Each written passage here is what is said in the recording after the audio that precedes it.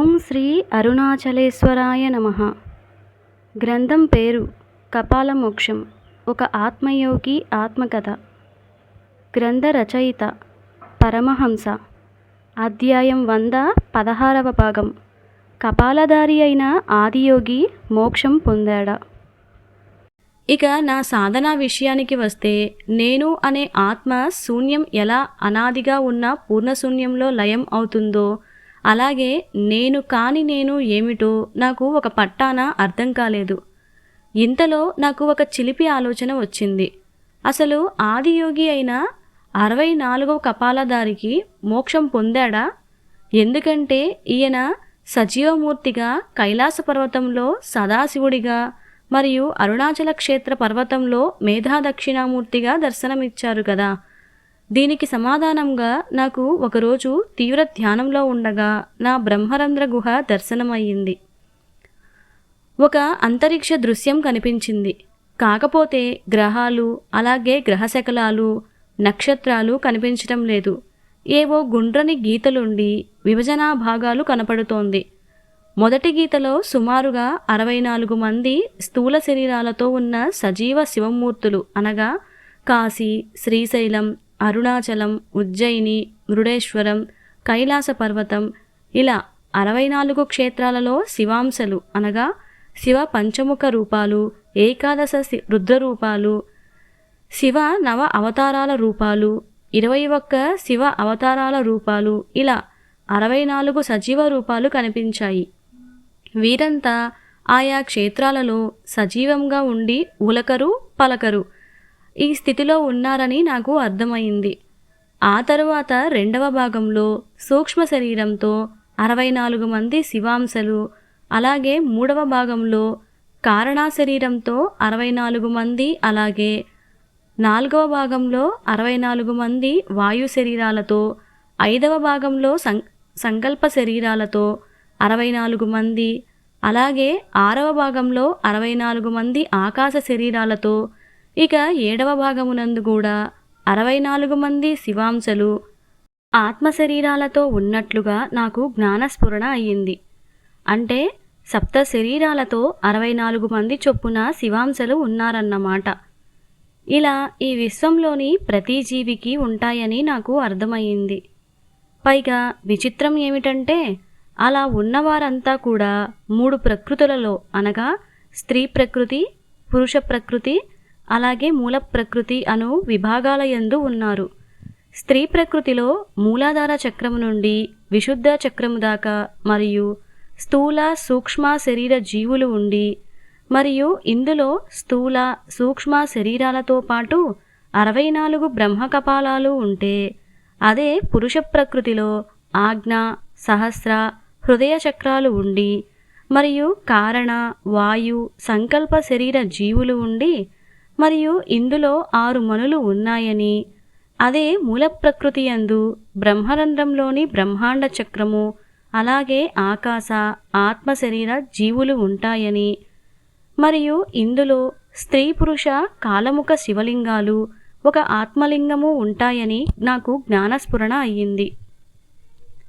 కొన్ని క్షణాల తరువాత ఒక స్థూల శరీర శివాంశ కాస్త ధ్యానం నుంచి లేచి ఇక్కడ అదృశ్యమై రెండవ భాగంలో సూక్ష్మ శరీరధారిగా రూపాంతరం చెందింది. ఆ తరువాత కొన్ని క్షణాల తరువాత ఈ అంశ శరీరధారి ఇక్కడ అదృశ్యమై మూడవ భాగంలోనికి ప్రవేశించి కారణా శరీరధారిగా రూపాంతరం చెందాడు. ఇలా స్థూల శరీరం నుండి ఆత్మ శరీరంగా, అనగా 7వ భాగం వరకు రూపాంతరం చెందాడు.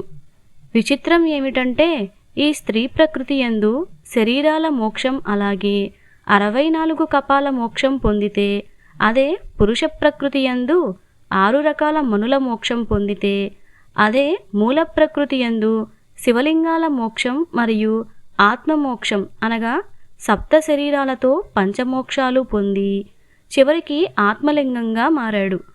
ఇది ఈ బ్రహ్మాండ చక్రానికి మధ్య భాగంలో చేరుకుంది. అక్కడ ఈ ప్రకృతుల భాగాలతోనూ అలాగే విభాగాలతోనూ ఎట్టి సంబంధం లేకుండా ఒక దివ్య తేజస్సు అండాకారంలో స్ఫటికమణిగా కనపడింది. దీనిని చూస్తుంటే ఆకాశమే హద్దుగా, భూమియే పాదపీఠముగా ఉన్నట్లుగా అగుపించింది.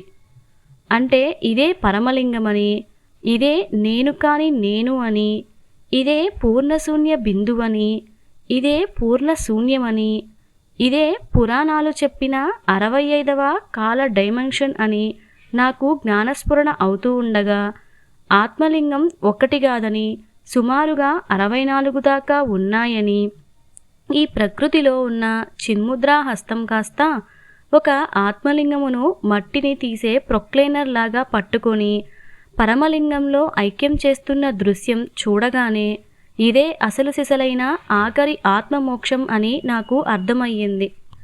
అంటే ఇలా 64 శివాంశలకి సప్త శరీరాల పంచమోక్షాలు పొందాల్సి ఉంటుందని, అందుకే కొన్ని శివాంశలు సజీవమూర్తులుగా ఉంటే మరికొంతమంది నిర్జీవమూర్తులుగా ఉన్నారని, నిజానికి మూల ప్రకృతిలో ఉన్న మూల 64 మందికి ఆత్మమోక్షం పొందారని, కానీ వీరి ప్రతిబింబాల అంశాలైన పురుష ప్రకృతిలోని 64,800 కోట్ల మందికి, అలాగే స్త్రీ ప్రకృతిలో ఉన్న 36,84,64,800 మందికి తాము అప్పటికే ఆఖరిదైన ఆత్మమోక్షం పొందామనే ఆత్మజ్ఞానం తమ మనస్సులకి అందటం లేదని, దీనికి కారణం కాలంలోని కాలగమన మార్పులని నాకు అర్థమైంది.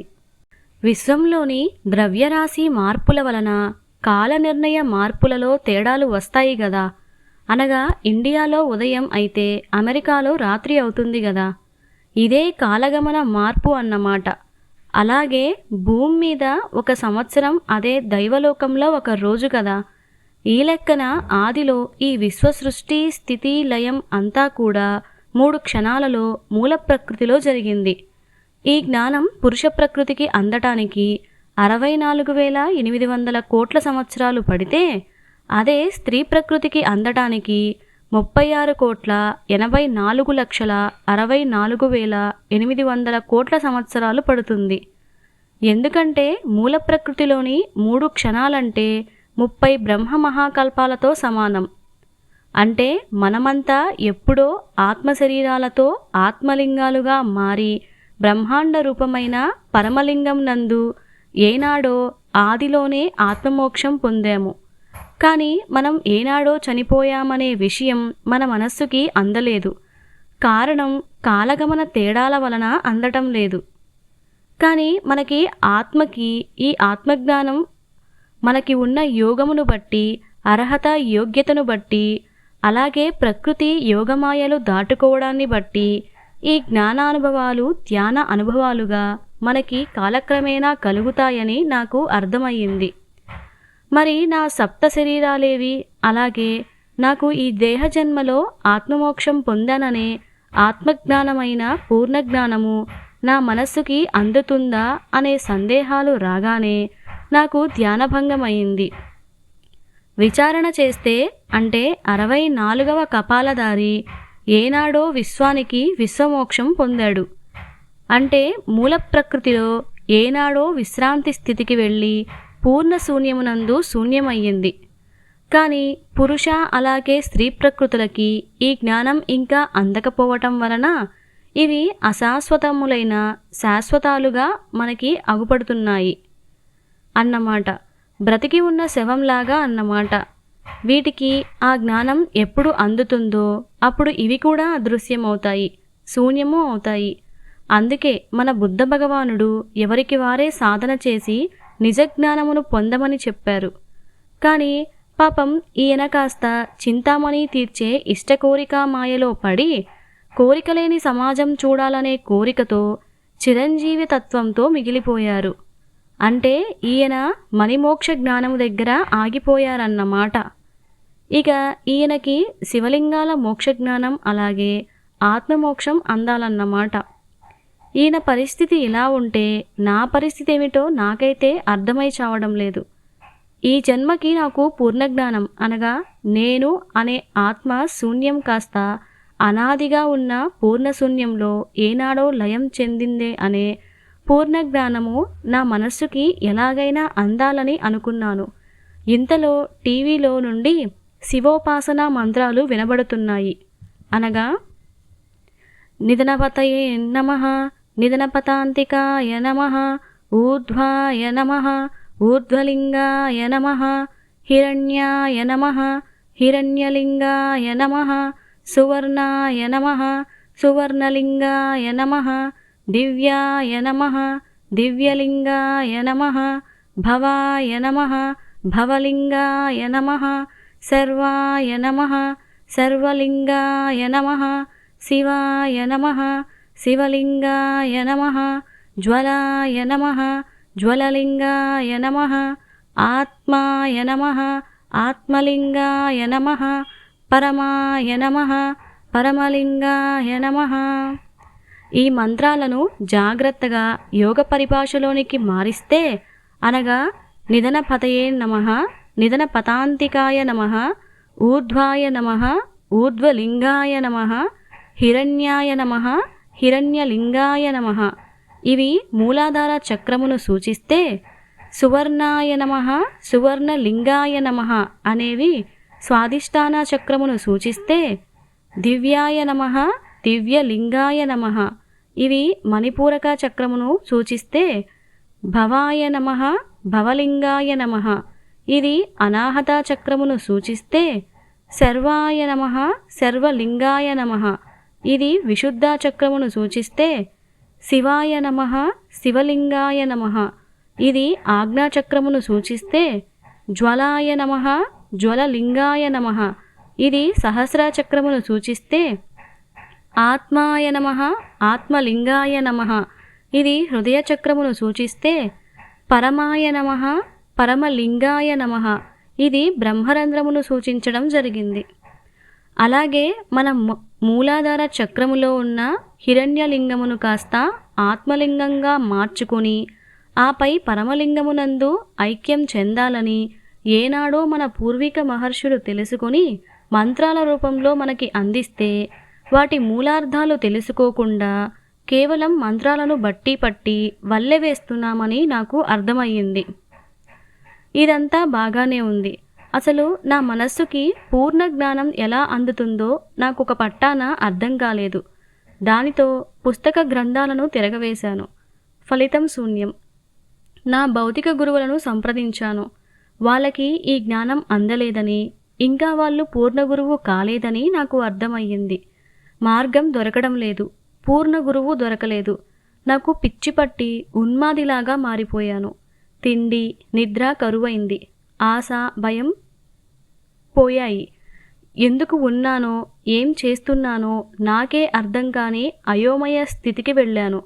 అందరూ నన్ను అదో టైపు అని, పిచ్చివాడినని, అవధూత స్థితి అని, బాల పిశాచ అవస్థయని ఇలా రకరకాలుగా నా గురించి అనుకోవటం మొదలుపెట్టారు. నేనైతే ఏనాడో మంది గురించి ఆలోచించడం మానివేసి మది గురించి ఆలోచించడం మొదలుపెట్టాను. ఇదిలా ఉంటే నా యోగమిత్రుడైన జిజ్ఞాసి నా కోసం హరిద్వార్ క్షేత్రం నుండి 3 అంగుళాల స్ఫటిక బాణలింగములు తెచ్చాడు. దీనిని చూడగానే నాకు పరమానందం వేసింది. ఎందుకంటే నా ధ్యానంలో కనిపించిన పరమలింగాకారముగా అచ్చు గుద్దినట్లుగా ఇది ఉంది. దానితో దీనిని మెడలో ధరించి తుంకార సాధన చేస్తున్నాను. నా సమస్యకు పరిష్కారం ఇస్తున్నట్లుగా ఒకరోజు అర్ధరాత్రి నాకు ఒక దివ్య అనుభవం కలిగింది. అది ఏమిటంటే, ఆదియోగి తీవ్రమైన ధ్యాననిష్టలో ఉండగా ఆయన మూలాధార చక్రములోని ఆత్మలింగం కాస్త బ్రహ్మరంధ్రంలో బ్రహ్మాండ చక్రములోని పరమలింగమునందు ఐక్యమవుతున్న సమయంలో గోముఖ తీర్థంలోని బడవాగ్ని మొదలై యోగాగ్నిగా మారి ఈయన దేహమును దహింపవేస్తుండగా, ఈయన మూల ప్రకృతిలోని పంచభూతాలలో కూడా అగ్నిదహనమై శూన్యంలో శూన్యమవటం ఆరంభమై అంతమైంది. ఇంతలో నాకు ధ్యానభంగమైంది. ఇది నాకేమీ అర్థం కాలేదు.